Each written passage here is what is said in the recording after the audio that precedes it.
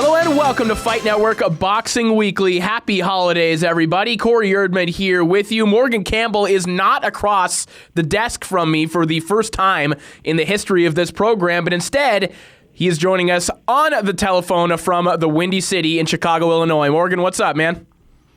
Man, yeah, my arm's not quite long enough to ring the bell from here, but we'll find a way to make it work. I'm in Hyde Park in Chicago, which is the next neighborhood north of South Shore, which is where Muhammad Ali used to have a place here in Chicago in the 60s. It's a town that's full of boxing history. Also, about 20 blocks north of here is where our man Jack Johnson also owned the Café de Champion. That's right. One of the early sports business crossover ventures. You know, where these fighters. We can talk about this too. The saloon was to boxers then what the record label is to pro athletes now. And if you made some money in sports, the first thing you did was you bought a saloon. And if you were going to be really classy about it, you called it a cafe. Most times they failed, but this is what, not unlike record labels, but this was the thing to do back then. So I'm here in Chicago, temporary home of Muhammad Ali and one-time home of Jack Johnson, Café du Champion. Two things on that. Number one, why did Muhammad Ali have all these places everywhere if he was such an upstanding, faithful married man? That's number one. Number two. His first wife, he lived here in Chicago with his first wife, with Sanji Clay. Right. This was here in Chicago, but before he started collecting other wives. Right. Okay. All right. Fair enough. Number two, on the saloon front, you're right. And the only guy, that I can think of, maybe there are two. Jack Dempsey did have a successful saloon that carried on for quite some time in New York. Obviously, it still exists, but it did eventually bankrupt him. Eventually, it just took a little while longer than the other ones, which ultimately were money pits for basically every other fighter not named Larry Holmes. Yeah, and I don't understand what the continual appeal was, because you see it with fighter after fighter, and sometimes they would buy saloons from each other. The man Joe Gant bought one from George Dixon, and they both wound up losing money on it, but they would keep doing it. Even Jack Johnson's Café de Champion, because one of his wives wound up killing herself upstairs in one of the hotel rooms above the cafe. So naturally that made the place a lot less attractive of a place to hang out. And, eventually they wind up closing down because you can't make any money on it. But, yeah, fighter after fighter after fighter would open these saloons, just like now people open these record labels. Roy Jones, as we might get to later today, part of what keeps him in the ring is that he owes a lot of people a lot of money. And part of the reason that happened is because he owned he started these record labels that didn't make him any money. So it's this cycle that just repeats itself, just takes slightly different forms. If Roy had just stuck with Body by Vi and just gone door to door selling supplements, all of my friends on Facebook are selling isogenics and cosmetics and whatnot, and apparently they're all getting rich. Why didn't he just continue doing that? It's the way to go. You know what's even better than selling Body by Vi yourself is recruiting other people to sell it for you. Yes. Right? You can be your own boss. Corey at selling it. And I'm a star at selling, and Robin Black's a star at selling Body by Vi, and Roy gets a cut of everything we do. It might look, when we draw it on paper, it might look like a pyramid, Corey, but I assure you that Body by Vi and isogenics are not pyramid schemes. It just looks that way when you draw it on paper. No, absolutely. You might think that about Arbonne as well, but it is definitely a legitimate way to make a whole bunch of money. Everyone's doing it. Yes, exactly. Okay, here's the main question. How much money can be made in a third bout between Manny Pacquiao and Timothy Bradley? That is the question of the day, because right before we came into the studio to record this, it was made known that a deal, according to Bob Arum, has been reached for April 9th at the MGM Grand in Las Vegas, Nevada, a third fight between Timothy Bradley and Manny Pacquiao. Now, a lot of people, the initial reaction from them is indicating that this is a little bit unsavory to the public, that maybe they would have preferred a fresh face, maybe they would have preferred Terrence Crawford. Your first reaction to these guys going at it for a third time? Wait a minute. Do you mean to tell me that Manny Pacquiao and Bob Arum, that that fearless Manny Pacquiao who takes on all comers, Manny Pacquiao who fights welterweights even though he still only weighs 106 pounds, would actually consider participating in a bout that's not the toughest option out there? You mean to tell me that has ever actually happened? Because I've never seen it before. We've never seen that happen before, ever. There's never a favorable matchup for Manny Pacquiao. Manny Pacquiao was about to fight Larry Holmes, but Larry Holmes got old.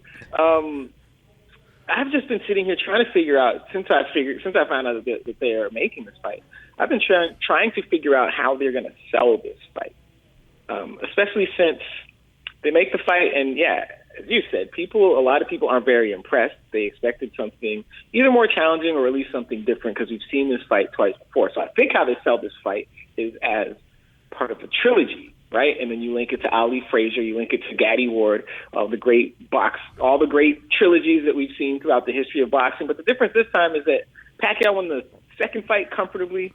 Yes, this is a rubber match, but the first fight Pacquiao won, just didn't get the decision.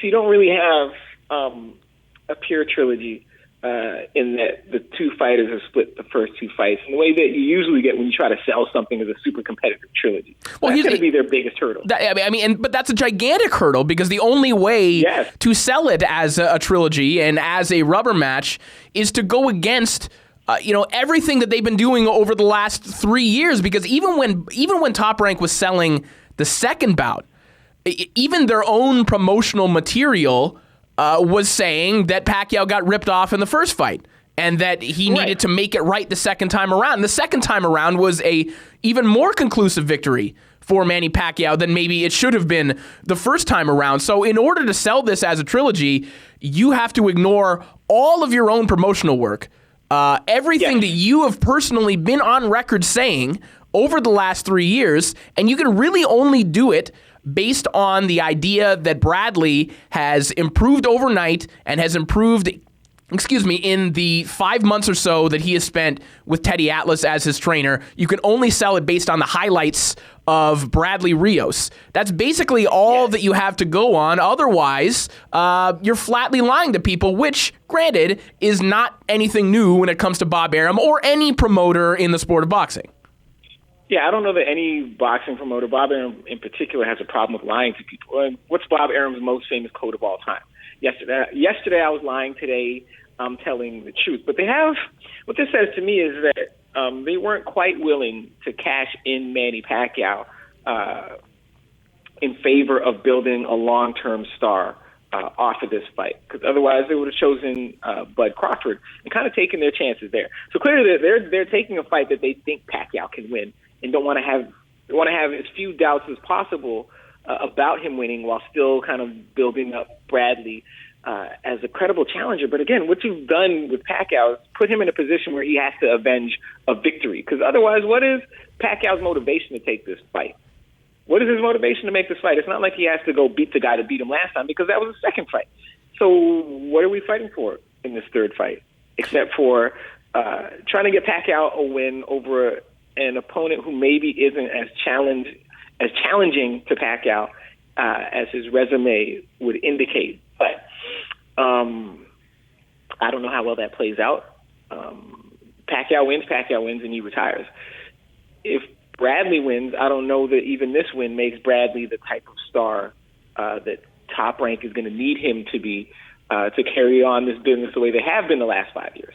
I mean, I have lots of questions, and I actually have some theories as to why this is the fight being chosen, and we have to hit the break real quick, but we'll be back. We'll be discussing your theories after the break, Corey. Yeah, very, very hot theories on the other side of the break here. Stick around on Fight Network Boxing Weekly.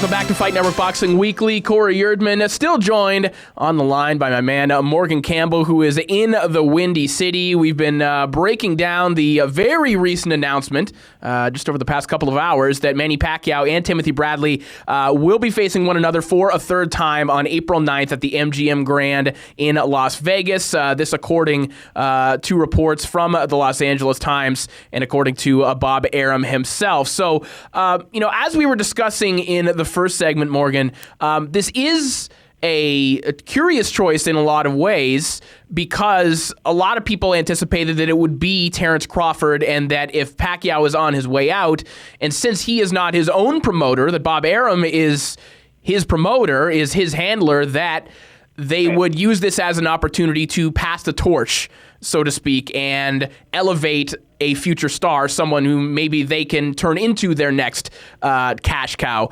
Instead, they choose Timothy Bradley, a guy who has shown that while he can absolutely be a marketable asset, Top Rank hasn't wanted to put a whole lot of steam behind him in the past. He's proven that he's probably not ever going to reach that transcendent status, even if he beats Manny Pacquiao, because he did technically have a win over Manny Pacquiao, and it didn't really do anything for him for a lot of reasons. So this makes me wonder if, maybe Pacquiao had more say in who his final opponent was than maybe we thought. We came into this thinking Top Rank will just do whatever they want. Maybe they'll get Pacquiao beaten up, he'll lose, and he'll go away.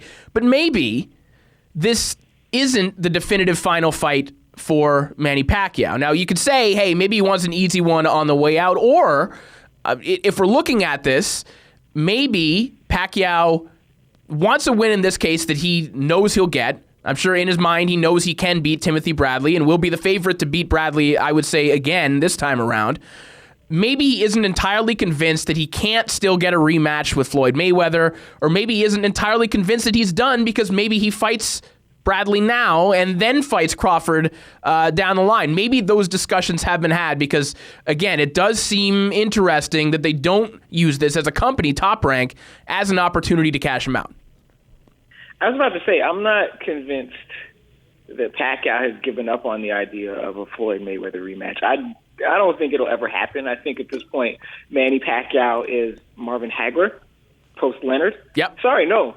Manny Pacquiao is Ray Leonard post-Leonard. Remember, Leonard wanted another fight with Hagler, and Hagler said, no thanks.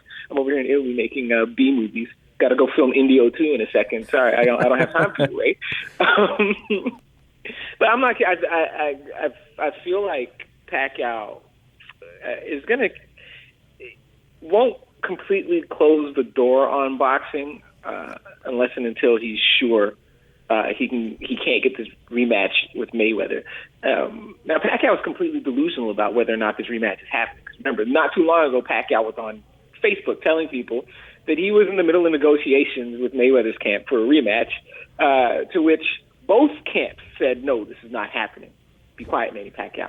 But I think Top Rank is taking a really big chance in doing things this way because, as you said, I don't know that Tim Bradley will ever be anything more than boxing famous.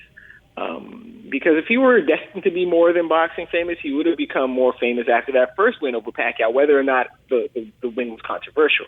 So for Top Rank to try to build another star of Pacquiao's stature without using Pacquiao as a stepping stone, now you're talking about trying to overcome a tremendous amount of promotional and marketing inertia. And I don't know how well that's going to go for them. It's not to say it can't happen.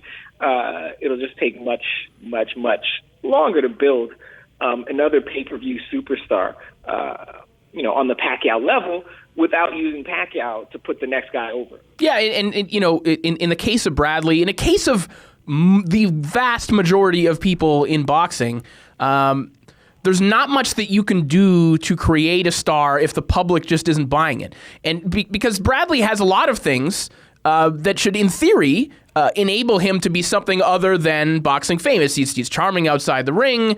He has a pretty decent story. He's a great interview. Had that win over Manny Pacquiao. Yeah, he's exciting to watch. ran 23 miles the day before the pro debut. Ran 23 miles before he even went to the gym once. He has the outspoken father. He has all these things that make other people marketable, and it just hasn't happened. Sometimes you get a guy like Victor Ortiz, who isn't half as good as what Timothy Bradley is, and somehow, based on how he lost to Floyd Mayweather and just by generally being a doofus and endearing to some people, he's able to be somewhat of a crossover star. That's basically an accident. That's just there, and even a definitive knockout victory over Manny Pacquiao, I don't think would push Timothy Bradley over the edge. No, I would just make people dislike Timothy Bradley. Yeah. They would resent him for doing that to Manny Pacquiao. Now, the way you sell this fight, I think, the way you sell this fight is you use the common opponent. You use the common opponents. You say, point out that Bradley beat Marquez, and no one expected that to happen, because I thought Bradley was just going to do what he did against Pacquiao and just throw his game plan out the window and get drawn into a firefight and just lose. He didn't do that. He boxed. But so you sell that, and then you sell the Rios fight especially. Oh, look, Pacquiao took 12 rounds against, and now he's fighting the only guy ever to knock out the durable Brandon Rios. Guys, this fight is dangerous. You sell it that way. But the truth is, we don't know which Pacquiao is going to show up, because if Pacquiao actually is coming off a torn rotator cuff and a year of inactivity, he might very well be compromised, whereas Tim Bradley is sharp. So the fight on paper and in the ring becomes that much closer automatically, and maybe closer than Pacquiao's camp would want it to be. Now, I'm not sure Pacquiao was ever as injured as he said he was, and this, again, as we were saying offline, it might be a conspiracy theory. It's not that far-fetched of a conspiracy theory, only because if you have a torn rotator cuff, you cannot raise your arm. It's physically impossible. Correct. So I don't think Pacquiao was ever as injured as he claims he was. And he certainly wasn't healed. He certainly was not healed in the manner that he describes himself being healed. That's a fact. Because because one day he said he had surgery, the next day he said, "No, they didn't touch me. I just swam in the ocean." Now, if he was in fact that injured, then he's severely compromised. Because this is not a young guy coming back, from a catastrophic injury. It's a 36-year-old man. Maybe he might be 37 by now, coming back from a catastrophic injury. But again, even if he wasn't injured, he's still coming off of a year off, and we don't know how much boxing he's been doing in this year off. And now he has to come back and face a guy who he's beaten before, and maybe he still isn't in his prime anymore, but at least is sharp because he's been active. Well, we'll find out who wins in the boxing ring, but I have a feeling that I know who would win in an open saltwater swimming challenge based on their activity over the last year. Oh, Manny Pacquiao. Of course. By far. But if you make it a triathlon, triathlon can win over the long run. And especially if you make it Ironman distance, like the full marathon at the end, Tim Bradley. Oh, yeah, Tim Bradley wins. But if just swimming, just in saltwater, Pacquiao wins by divine intervention, 100%. I will tell you how you do sell this fight, or at least I have an idea of what might contribute to their selling of the fight. We'll touch on that when we come back after the break. It's by adding an ex-convict onto the undercard. Plenty to talk about on that front. We'll be right back here on Fight Network Boxing Weekly.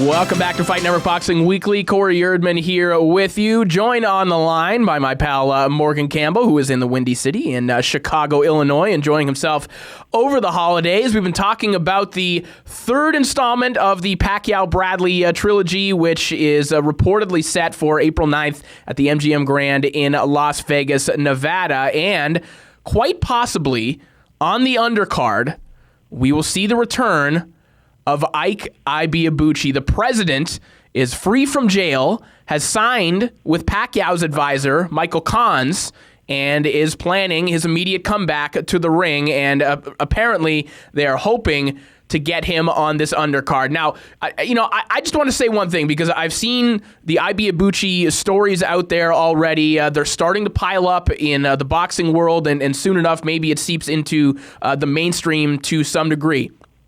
I'm going to say this, and I tweeted this out as well, but you will see some stories from people out there, from boxing writers who declared that they were going to boycott Floyd Mayweather fights in the past, who will now, this week and in the coming weeks, write Ike Ibeabuchi redemption stories and will gladly pay to watch or attend this card that will include Ike Ibeabuchi, and in some way will probably include him as a marketing tool for this fight.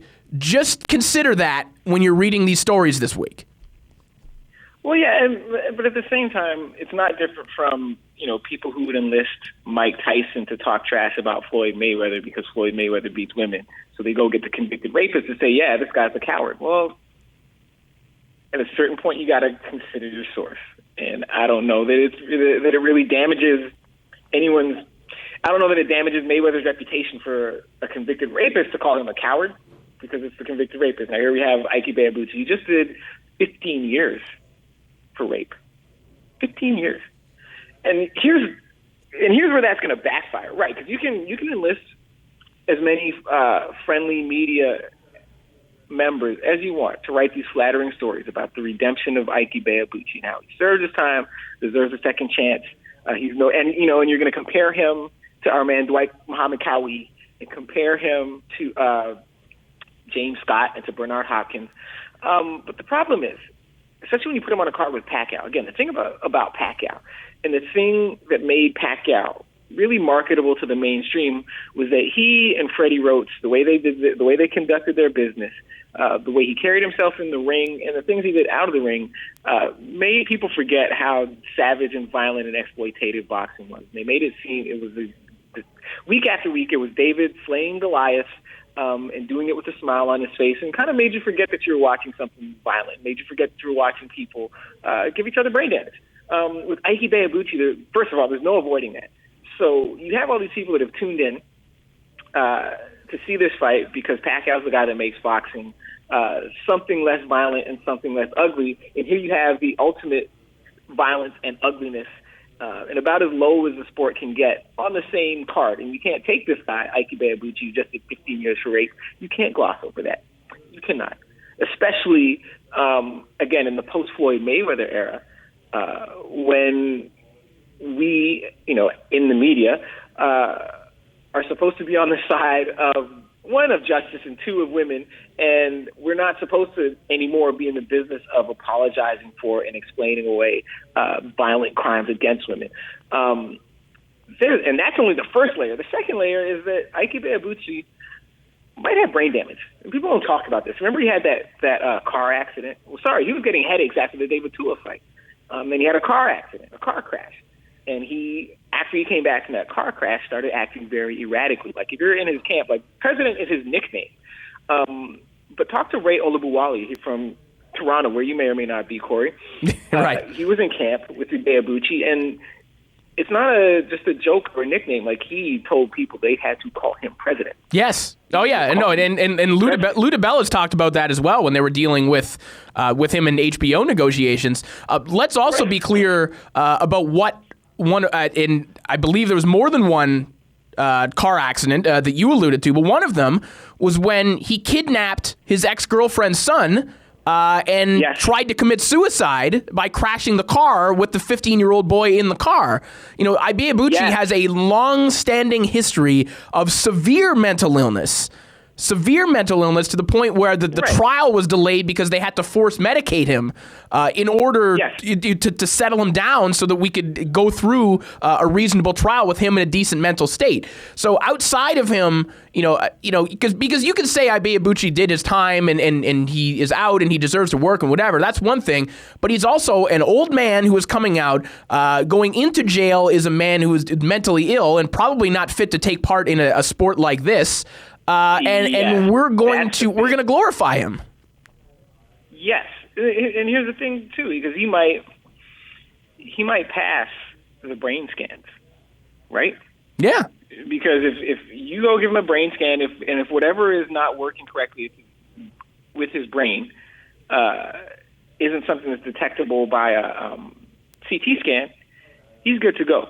But that by no means means that he should be participating in a contact sport where head injuries aren't just possible but probable, unavoidable.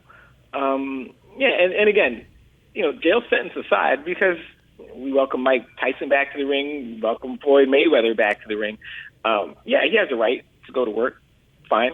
But if he has a history of mental illness, is it smart to let him work in a job where he's going to get hit in his head some more? No, it's not. And whether or not, listen, Top Rank has a right to do it, and they have a right to try to market him that way, and they have a right to try to make people embrace him, but it probably won't work. I am curious to find out, if he does wind up on this undercard, is HBO willing to air a fight featuring a guy who once upon a time, during negotiations with HBO, sat at the dinner table and pulled a knife out on the HBO executives and said, I'm the real champion, and basically threatened them in the midst of negotiations? Are they willing to air a fight featuring a guy who did that in the past on top of all of these other things? Well, it's amazing, too, because of the era in which we live. The two reasons that folks tell us we need to stop watching the NFL. One, their policy in terms of violence against women. Two, their indifference to the brain injuries these players were inflicting and incurring. And here we have Ike Ibeabuchi, who embodies both of these things. We have a convicted rapist with a history of mental illness who really shouldn't be engaging in this sport where he gets hit in the head. And now HBO is going to try to sell him to us. Whereas now imagine a convicted rapist, even if he's a high-profile convicted rapist, a convicted rapist with a history of mental illness trying to get a job in the NFL right now, high profile. Yeah, after pulling a knife on Roger Goodell. Right. Imagine the Patriots trying to sign that guy. Imagine the Browns trying to sign that guy. People wouldn't allow it. Yet somehow, and it isn't to say that people won't speak out against it, because they might if he pops up on the radar. But I'm interested to see how this plays out, and as you pointed out, how complicit boxing media and other mainstream media are in peddling the redemption of Ike Ibeabuchi's storyline. Yeah, and this segment was just meant as a warning to those of you out there to know just what exactly you're going to be reading if that is the avenue that some of these writers choose to go down.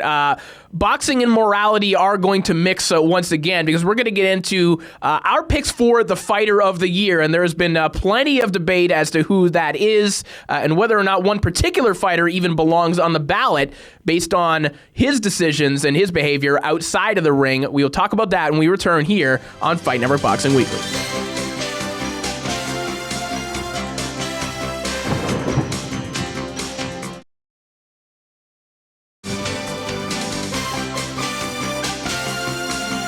Welcome back to Fight Network Boxing Weekly. Corey Erdman here with you, joined on the line by Morgan Campbell, who is in Chicago, Illinois. And since we have just one day left in 2015, we haven't really had a chance to discuss any of our best of the year, so to speak, any of our year-end awards.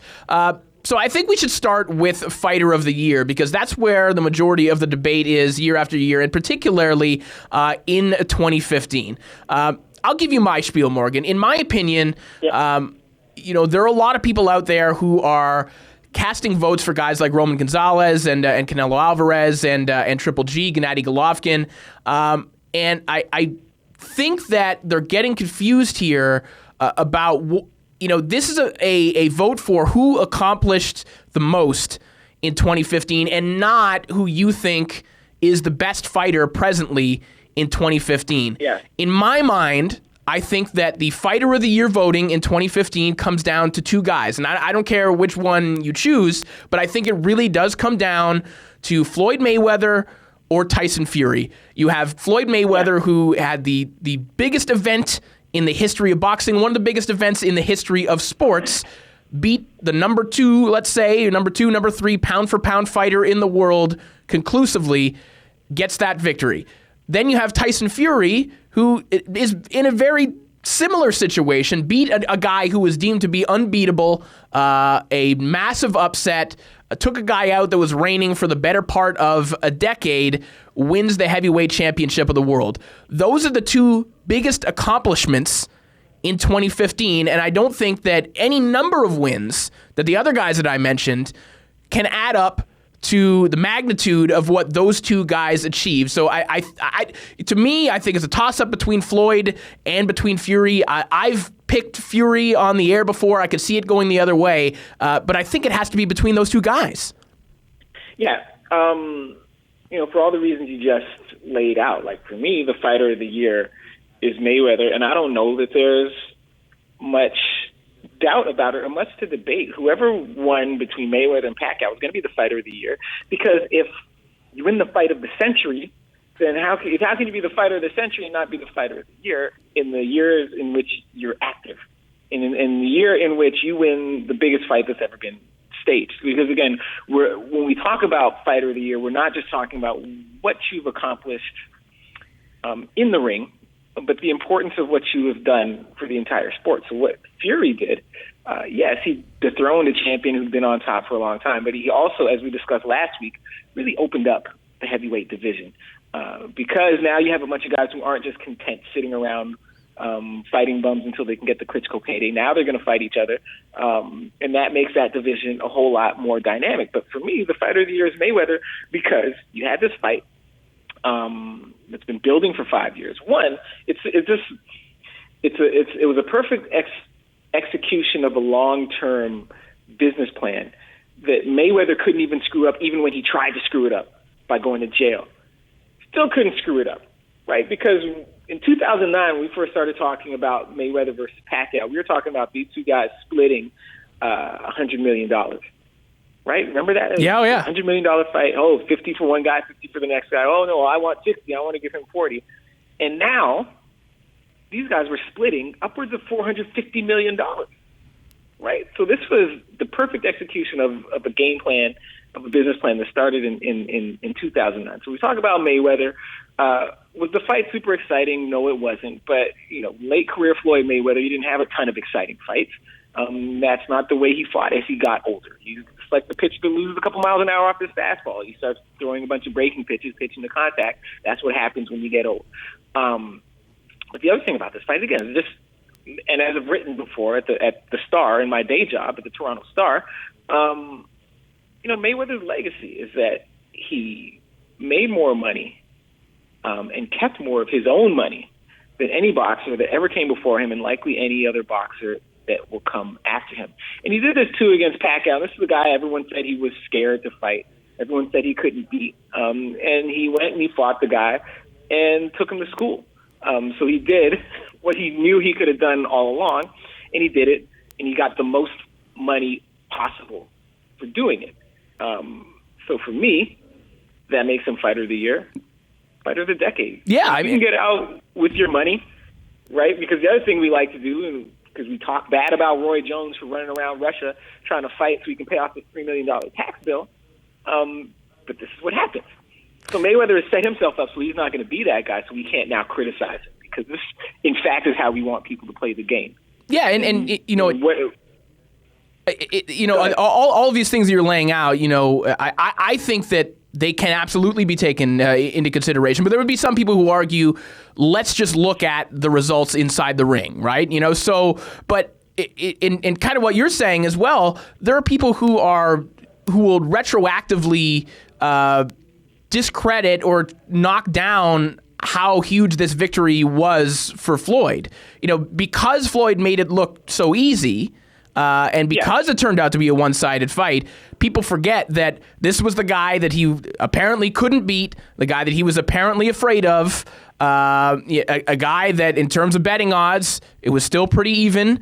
In terms of Floyd, the other names that we mentioned, the other guys who were getting votes from different outlets, the Triple Gs, the Roman Gonzalez's, the Canelos of the world, outside of Canelo's victory over Miguel Cotto, Right. Name one victory that any of those guys had where they weren't a colossal or at least very substantial favorite.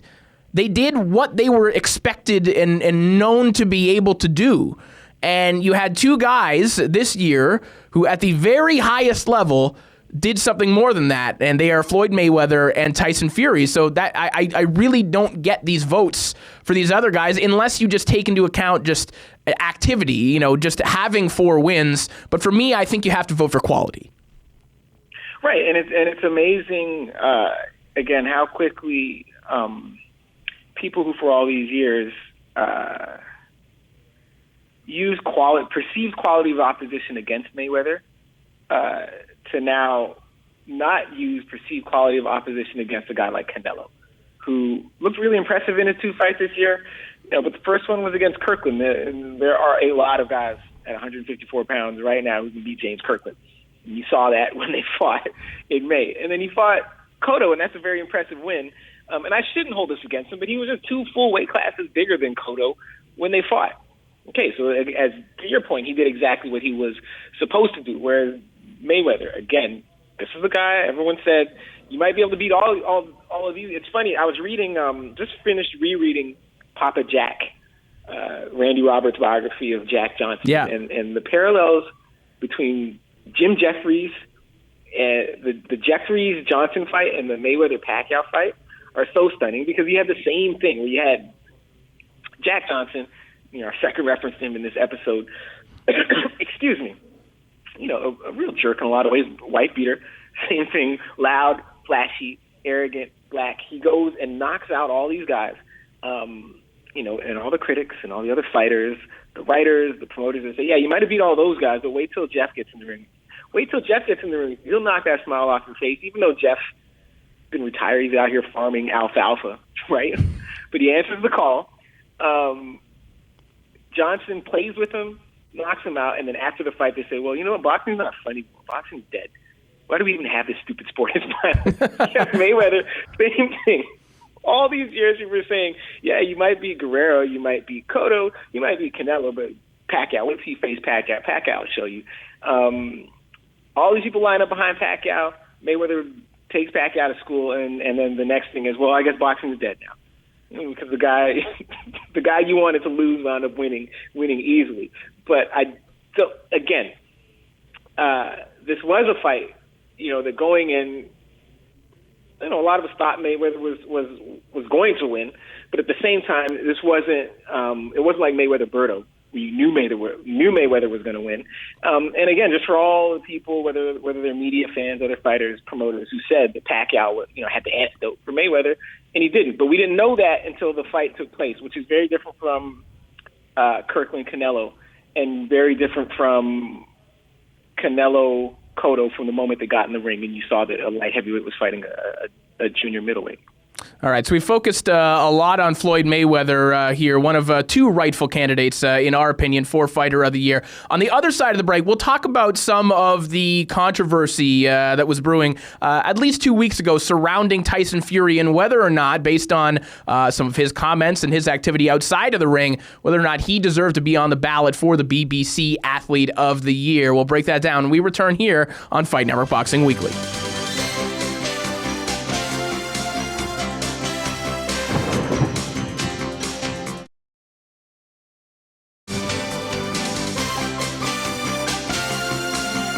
Welcome back to Fight Network Boxing Weekly. Corey Erdman, joined by Morgan Campbell, live via the telephone from the Windy City in Chicago, Illinois. We've been talking about our Fighter of the Year in 2015.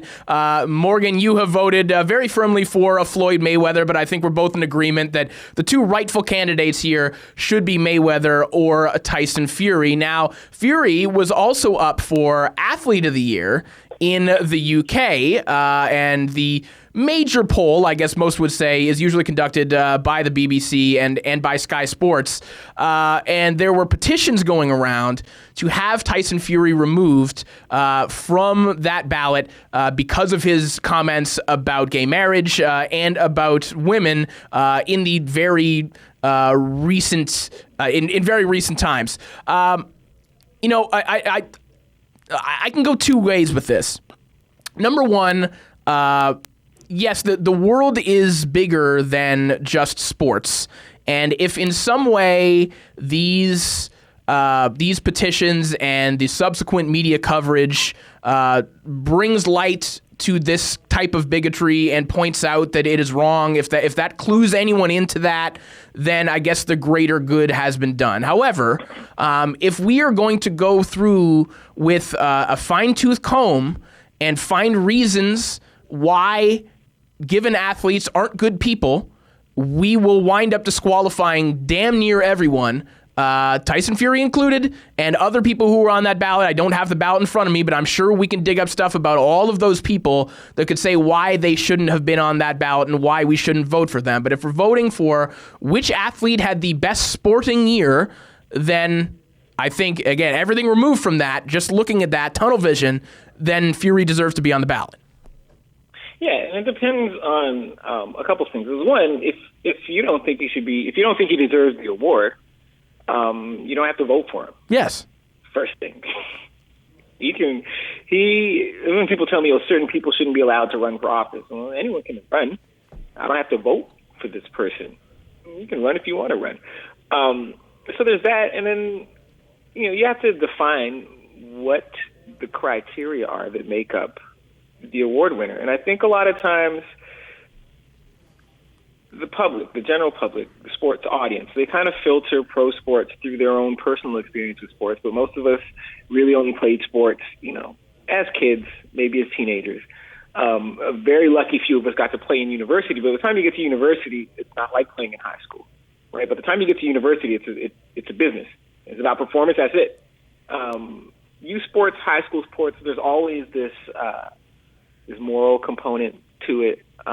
There's a personality component to it. Well, we don't want to just reward, the best player. We want to reward the person who learned all these lessons that we're trying to teach you through sport, like teamwork, companionship, accountability, responsibility, and being a good person, and blah, blah, blah, which is fine if you're choosing the MVP of a soccer team full of 12-year-olds, right? But when we're talking about pro sport, what matters is how does the person perform? That's it. That's it. Yep. If you want to have an award for a great person, you just create a separate award, the way the NFL does with the Walter Payton Man of the Year. I think the NHL has a separate award for like the most sportsmanlike player, and the most sportsmanlike player is not always the MVP. The Walter Payton Man of the Year is not always the MVP, and that's why.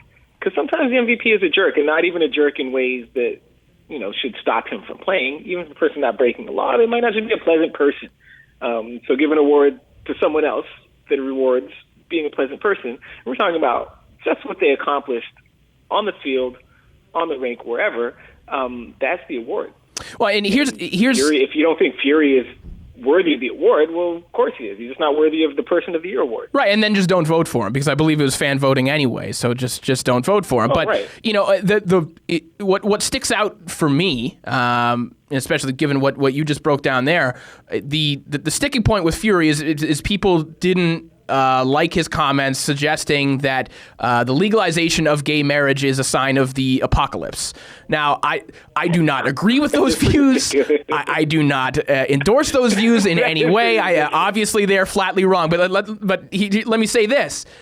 I bet that there are plenty of good, upstanding Christian athletes also on that same ballot who people presume to be wonderful people who think the very same damn thing and just weren't as big of a blabbermouth as Tyson Fury and didn't broadcast that when asked about it. They probably think the same thing as Tyson Fury.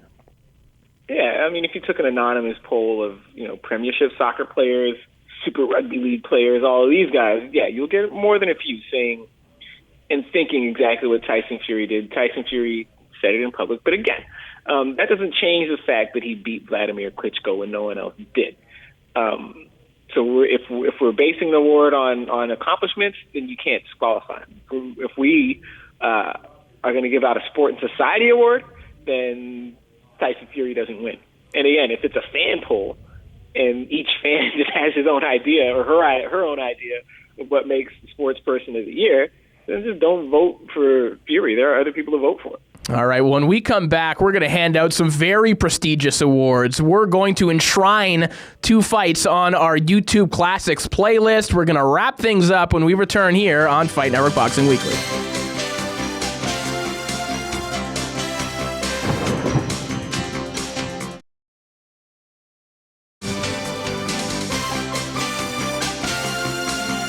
Welcome back to Fight Network Boxing Weekly. Corey Erdman joined by Morgan Campbell live over the telephone from the Windy City in Chicago, Illinois. We only have a minute, but it's time to enshrine 2 more fights onto our YouTube Classics playlist. Morgan, you can go first.